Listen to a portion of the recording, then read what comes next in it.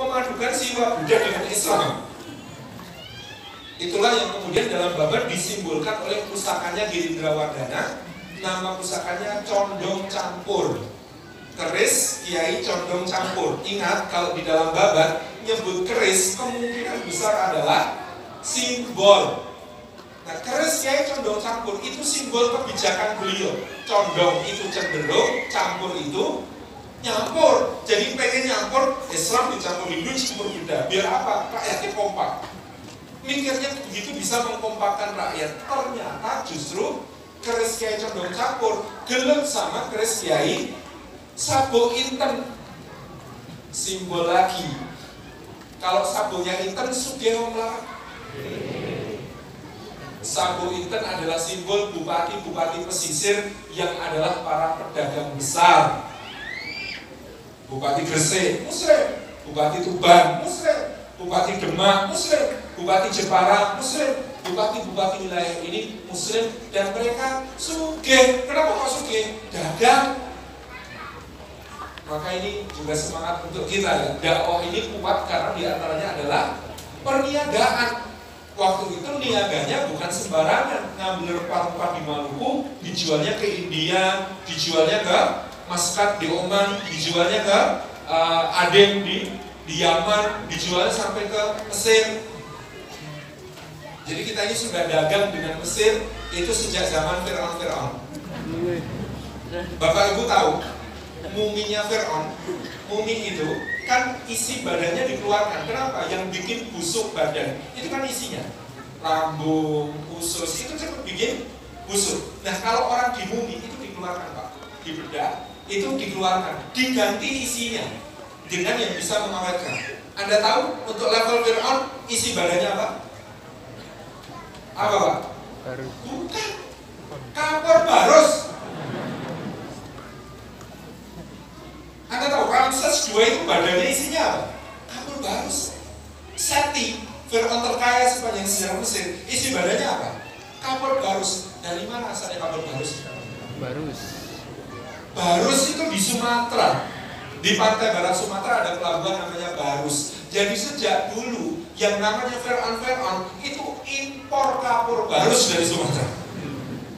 Untuk ngawetkan badannya Fir'aun itu impor kapur barus dari Sumatera. Sehingga dulu kapur barus itu belinya pakai emas. Sekilo kapur barus, sekilo emas, bayangkan. Orang percaya. Kenapa ini dulu mahal? Karena memang betul-betul langka di dunia ini, nggak ada yang menghasilkan kecuali di Sumatera. Diangkut pakai kapal, pelayarannya panjang sampai ke Mesir. Pelayaran.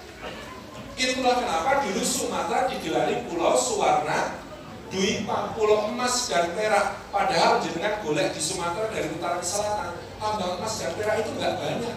Itu emas dari mana? Dari Mesir. Untuk apa? Bayar kapur barus. Sehingga kemudian Sumatera ini kaya dengan emas dan perak karena apa? Karena dodol kapur barus. Jadi yang jualan kapur barus jangan minder. Dagangan ini biarlah bayar masih. Ya saya ini ya risau. Itu sudah beda lagi gitu ya. Tetapi ini adalah zaman kejayaan perniagaan rempah-rempah seperti ini. Ini namanya Sabuk Inten. Nah, akhirnya rakyat yang nggak betah sehingga terjadi kudeta kedua di Majapahit dilakukan oleh seorang namanya Patih Udara. Udara, ro, do, o itu ternyata bahasa Jawa baru ada sejak zaman Sultan Agung. Pada masa Majapahit, basa Jawa itu gak ono o, anane a. Atau o atau a. O itu baru ada di masa Sultan Agung. Kenapa? Karena rajamu itu, Raja Mataram terbesar yang namanya Sultan Agung itu sangat bahasa Arab. Dengar aksara ro, do, o api yo. Maka itu dipakai untuk bahasa Jawa. Dulu namanya ya Gajah Mada, bukan Gajah Modo. Dulu ya namanya itu ya Kertanegara, bukan Kertanegara. Sang Ramawijaya, Bahasa Jawa sebelum Sultan Agung itu semuanya A. Jadi yang masih bahasa Jawa asli itu ya ngomong-ngomong apa yang di Banyumas ya pokoknya suka pribadi. Nah itu malah asli.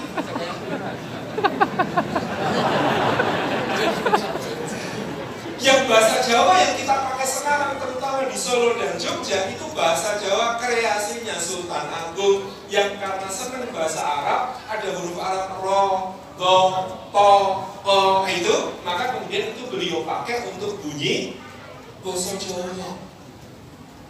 Keren ya. Ini beliau itu mungkin saking senggangnya bikin bahasa baru, bikin kalender baru, bikin apa-apanya. Iya, luar biasa. Jadi beliau ini bikin banyak inovasi. Yang bahasa Arabnya inovasi itu gak enak. Bid'ah. Yang coba masuk bikin kalender Jawa semula tahun Saka itu perhitungannya berdasar matahari. Beliau ubah tahun Jawa menjadi perhitungan Komariah, menjadi Muharram, jadi Suro, Sofar jadi Sapar, Mulut, Bakdo Mulut, Jumat Dilawal, Jumat Dilakir, Rejab, Ruwah, Poso, Bakdo, Kosawal, Solo, apa? Bisa. Itu diubah perhitungannya di tahun 1633 menjadi perhitungan tahun Komariah. Ini lucu nih, apa yang dilakukan? Tahun Jawa bilangannya diteruskan, sehingga bukan pakai tahun Hijriah, angkanya itu menjadi angka Jawa. Sekarang tahun berapa? Jawa ini tahun berapa? 1954. Sekarang ini kita masuk tahun 1954 Jimakir. Kan tahun Jawa itu ada Windu itu 8 itu ya, ada Jimawal, Jimakir, tahun Dal gitu ya, tahun J, tahun B, tahun EH gitu. Karena perhitungannya lebih rumit. Nanti Pranoto Wongso itu masih ikut perhitungan matahari, tapi kalendernya kalender bulan. Ruwet kok. Itulah inovasinya Sultan Agung. Dalam bahasa Arab, bid'ahnya beliau. Kenapa bikin kalender baru seperti ini? Nah, kembali ke kisah tadi ya. Girindrawana dikudeta sama Prabu Udara, terkonfirmasi dalam kronik dinasti Ming itu disebut Pabu Tala. Prabu Udara itu Pabu Tala. Pabu Tala ini ternyata kepada Islam ganas, agresif, memusuhi. 1501 dia menyerbu ke Giri Kedaton, menyerbu ke pesantrennya Sunan Giri, dan itulah yang kemudian membuat Demak memaklumkan perang kepada Majapahit. Jadi Majapahit memerangi Demak tahun berapa? 1501. Dan itulah dimulai perang Demak dengan Majapahit, yang Majapahitnya Harbi, yang sebelumnya tidak Harbi. Ini baru Harbi ketika dia sudah mulai menyerang ke Giri. Maka sejak saat itulah terjadi peperangan antara Demak dengan Majapahit, lalu selesailah Majapahit. Apa yang terjadi kemudian? Rakyat Majapahit berbondong-bondong masuk Islam. Kenapa? Karena Raden Patah putranya Brawijaya V. Ini dianggap penerus sah. Sehingga apa? Simpatinya ke Raden Patah, bukan ke Prabu Udara yang sudah merebut kekuasaan dari Majapahit. Inilah kenapa penduduk Majapahit hampir semuanya mayoritas kemudian menerima Islam. Ini kok ada sejarawan sekarang mau bengkok-bengkokkan dengan mengatakan Demak yang menghancurkan Majapahit. Enggak, Demak itu menyelamatkan Majapahit. Ini narasi harus diubah, ini narasi harus diluruskan. Penting ini untuk kita pahamkan kepada anak-anak kita. Demak itu tidak menghancurkan, Demak itu menyelamatkan Majapahit dari pengkudetanya, yang kebetulan pengkudetanya ini memusuhi dakwah, nyerang ke Sunan Giri. Kalau di dalam gambar diceritakan Sunan Giri itu sakti. Ketika diserbu, beliau sedang nulis. Lagi nulis kok diganggu, lesu. Kemudian penanya beliau itu dilempar ke udara, menurut Babat ya, berubah menjadi keris Kanjeng Kiai Kolomunyen. Kolomunyen muter-muter menghancurkan pasukan Majapahit. Bubar pasukan Majapahit. Majapahit dikalahkan Sunan Giri. Itu kan simbol, lagi-lagi baca babat itu metafor. Kolom munyeng itu apa? Kolam munyeng. Kolam itu pena, munyeng bikin pusing. Kalam munyeng. Kalam itu ucapan, munyeng bikin pusing. It means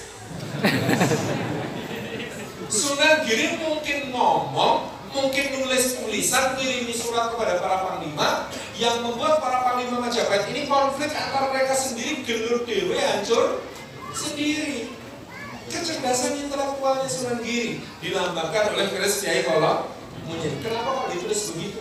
Karena dinasti Mataram itu dari jalur ibunya Panembahan Senopati itu keturunan Sunan Giri. Nyai Ageng Sabina, ibunda Panembahan Senopati itu adalah cicitnya Sunan Giri. Sehingga apa? Ditulis begitu untuk menghormati Sunan Giri. Karena kalau ditulis harfiah nanti orang keliru memahami, oh ternyata Sunan Giri itu provokator dulu. Sekali ngomong pasukan bisa saling bunuh gara-gara beliau. Nah nanti orang salah paham. Maka ditulis keris Kanjeng Kiai Kolom Munyeng. Hampir semua keris yang ada di Babat itu kalau saya baca ternyata semuanya simbol. Termasuk kemudian yang mengalahkan Majapahit itu namanya ketika Demak memegang keris yang namanya Sengkelat. Keris Kanjeng Kiai Sengkelat. Sengkelat itu apa? Sengkeling ati. Atinya sopo? Atinya rakyat. Rakyat sudah muak kepada Prabu Udara dan pengikutnya, sehingga kemudian mereka akhirnya mendukung Demak untuk menyerang Majapahit. Sengkeling ati. Keris yang paling menang itu adalah kemarahan rakyat, simbol dari kemarahan rakyat. Ini babat itu lah diwocok karo wong sing klene. Wes goleki, aku arep golek Kiai Sengkelat. Aku arep golek Kiai Kolom Munyeng. Wampo-wampo usaha gitu. Tapi kalau dibaca oleh kita yang kemudian membacanya sebagai simbol tentang sebuah sejarah, maka kita akan kemudian menemukan berbagai pelajaran. Oh, kalau begitu hebat Kanjeng Sunan Giri itu bisa membuat sebuah ungkapan ucapan yang membuat musuh saling berpecah belah. Itu kan keren. Oh, ternyata Sengkelat itu dimiliki Demak untuk mengalahkan Majapahit karena apa? Bisa menggerakkan rakyat yang sudah muak kepada pemerintahan yang korup dan kejam, sehingga kemudian Demak berhasil sukses untuk mengalahkan Majapahit karena didukung oleh rakyat. Kan kita kalau belajar begitu enak. Dan sayangnya selama ini yang baca babat adalah dukun. Yang penting sampai nggak mau baca. Ya. Ini pelajaran-pelajaran besar. Jadi Pangeran Diponegoro menuliskan itu di dalam babatnya. Beliau ulang dari babat Tanah Jawi bahwa proses dakwah ini luar biasa dilakukan oleh para pendahulu beliau sampai masa beliau dengan